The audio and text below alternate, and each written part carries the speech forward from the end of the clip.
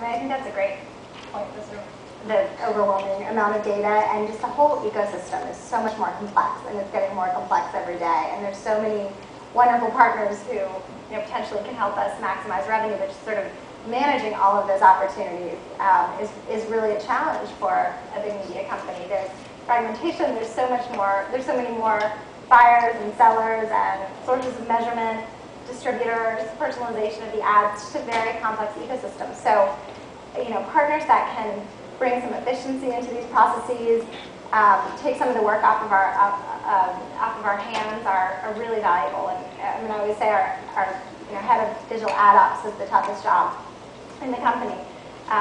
So I think there's a lot of great examples of companies out there, many of whom are here, who have started to hone in on how do we interject some simplicity into this system and take some of the complexity of dealing with all of these different partners and all of these different sources of revenues and opportunities to maximize revenue off of our hands. So, I mean, Rubicon Project who spoke yesterday, managing the ad network waterfall, Freewheel managing syndication, Mixpo on the local side. There's a lot of great companies that I think that have started to hone in on that area, and it's one where I think that companies can add a lot of value to media companies.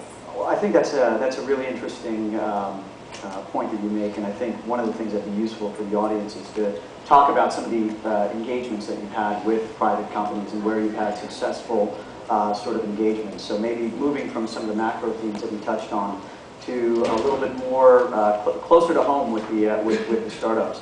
Just love to hear some anecdotes from you guys of companies that you've been working with, how you've been able to leverage their technology, and in what sense you view them as either a partner or a technology vendor, and maybe use that to jump into a conversation about where private companies actually fit. So anyone of you guys want to lead off? Vivek, maybe at the end, talk about companies you work with? Yeah, so in every situation we think, do we rent, do we buy, or do we build?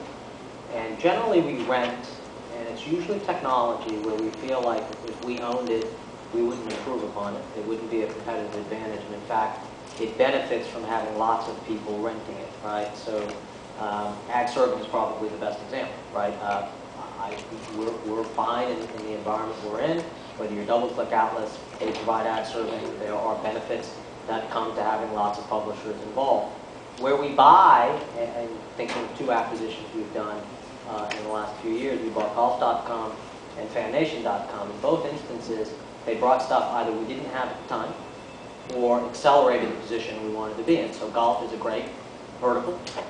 We have Golf Magazine, and we had SI Golf, and there was golf.com, a great URL, a nice, tidy audience, and we were able to take that, acquire that, bolt on what we were doing, and build a great golf destination. So that was a no-brainer, great strategic acquisition. Fannation, we wanted fans, sports fans, are by very definition social, and we really wanted to create a social platform